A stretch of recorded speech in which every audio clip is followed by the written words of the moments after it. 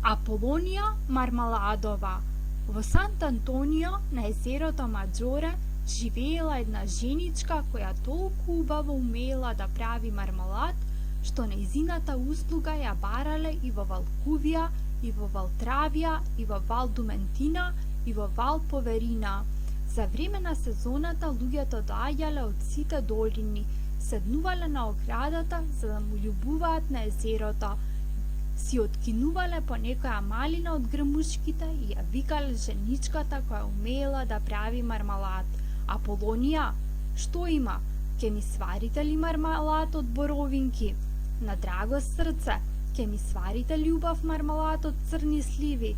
Веднаш, таа женичка Аполонија имала просто златни раце и правела највкусни мармалади во областа Варезе и на кантона Тичино.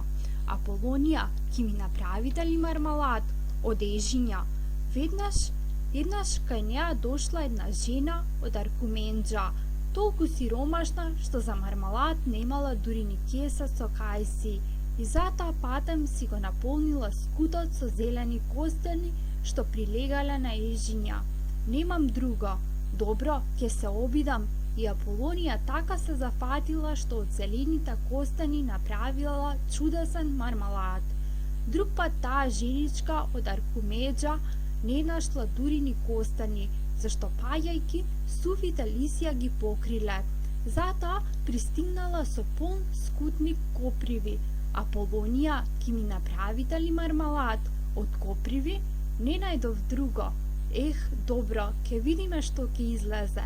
И Аполонија ги зела копривите, ставила шекер, ги сварила како што знаела и направила таков мармалад да си ги лижаш прстите. Зашто таа женичка Аполонија имала златни раце и би можела да направи мармалад и од камења. Еднаш оттаму минал императорот, па и тој побарал да го проба мармаладот на Аполонија. Таа му подала една чинија, но императорот по првата лажица се намуртил, зашто внатре била падната една мува. Ме одвраќа, рекол императорот. Ако не е вкусен мармаладот, мувата немаше да падне внатре, рекла Аполонија. Но императорот веќе се разгневил и им заповедал на војниците да ги пресечат рацете на Аполонија. Тоаш луѓето се побуниле и побарале да му кажат: ако ги пресечат рацете на Аполонија, тие ќе му ја пресечат круната заедно со главата, зашто императорски глави се наоѓаат подпат и надпат, но раце како Аполонија поскапи се и поретки, и императорот требало да ги обере крушите.